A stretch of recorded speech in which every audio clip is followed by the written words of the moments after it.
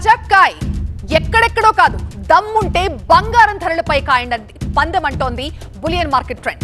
అవును, పసిడి ధరలు ఎవ్వరి అంచనాలకు అందనంత వేగంగా మారుతున్నాయి. మొన్నటిదాకా 25,000 తగ్గుతుందని చెప్పారు.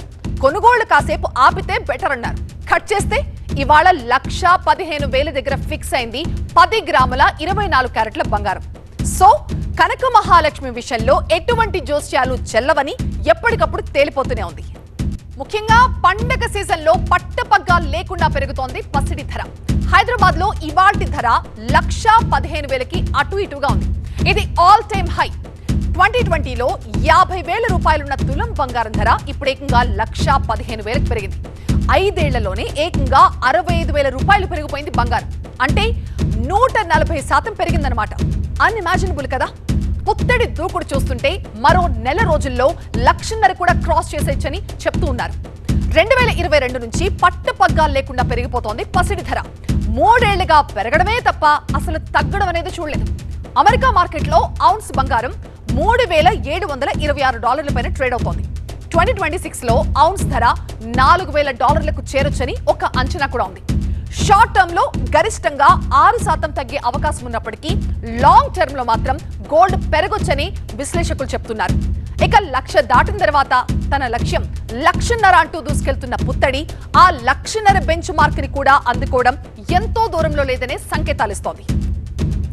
బలహీనపడుతున్న డాలర్, బలిష్టంగా మారుతున్న బంగారం, గోల్డ్ ఇంతలా పరుగులు పెట్టడానికి ఇదేనా? ఇంతకు మించి కారణాలు ఏమైనా ఉన్నాయా? రేపు జరిగే యుఎస్ ఫెడ్ మీటింగ్ ప్రభావం ఏమైనా ఉంటుందా? అమెరికాలో వడ్డీ రేట్లను తగ్గిస్తే పసిడి ధరలు దారికొస్తాయా? ఇవన్నీ అంతుబట్టని ప్రశ్నలే.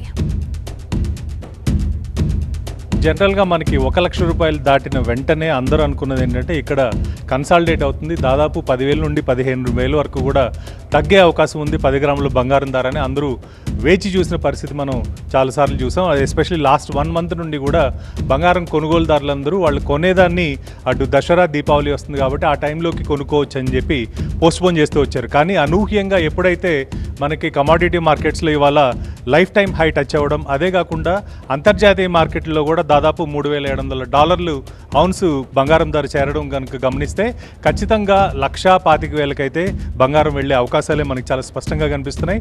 ఒకవైపు పండగలు, మరోవైపు బంగారం ధర, ఈ రెండింటి మధ్య కూడా ప్రజలు, సామాన్యులు బంగారం కొనగలమా లేదా అనే పరిస్థితుల్లో కూడా ఉన్నట్టుగా మనం అర్థం చేసుకోవాలి. ముఖ్యంగా రూపాయి బలహీనపడడం, అంటే డాలర్కి అగైనెస్ట్గా రూపాయి బలహీనపడడం ఒకటైతే, అంతర్జాతీయంగా ఉన్న జియోపొలిటికల్ ఇష్యూస్ కావచ్చు, అటు రష్యన్ వార్ కావచ్చు, ఇటు ట్రంప్ తీసుకుంటున్న తిక్క నిర్ణయాలు కావచ్చు, వీటిని అన్నింటినీ బేస్ చేసుకుని బంగారం ధర ప్రతిరోజు పెరుగుతున్న పరిస్థితి మనకు కనిపిస్తుంది. ప్రపంచమంతా శాంతియుతంగా మారి ఆల్ ఈజ్ వెల్ అయితేనే బంగారం మళ్ళీ దిగొచ్చే ఛాన్స్ ఉంది. ప్రస్తుతానికైతే బంగారం ధరలు తగ్గడం, పెరగడం అనేది ట్రంప్ ఆధీనం. అంతా అమెరికా అధ్యక్షుడి దయాదాక్షిణ్యాలపైనే ఆధారపడుతుంది. ఇప్పుడున్న సినారియోలో తగ్గుతుంది అని అనుకోవడం కొంచెం కష్టమే. ఈ రేట్లు కొంచెం ఇలాగే పెరిగేందుకే అవకాశం అయితే ఎక్కువ ఉంది. ఇప్పుడు ఇవాళ రోజున మనం చూస్తే, అంటే ట్రంప్ గారి టారిఫ్లు, లేకుంటే రీసెంట్గా మన మీద అడిషనల్ చేసిన 50% టారిఫ్ తర్వాత మళ్ళీ ఇండియాతోటి వాళ్ళు నెగోషియేషన్స్ మొదలెట్టారు. ఏవో ట్రేడ్ టాక్స్ నడుస్తున్నాయి అన్నారు. సో దాని ప్రభావం బై ఎనీ ఛాన్స్ ఒకవేళ ట్రంప్ గారు ఆ నిర్ణయాన్ని మళ్ళీ వెనక్కి తీసుకొని, లేదు టారిఫ్స్ అన్నీ కూడా నేను తగ్గిస్తానని ఏదైనా ఒక అనౌన్స్మెంట్ ఇస్తే దాని ప్రభావం కొంతవరకు మార్కెట్ మీద ఉండొచ్చు, కొంతవరకు ధరలు తగ్గచ్చు. కాకపోతే ఇవన్నీ కూడా చాలా ఇఫ్స్ అండ్ బట్స్.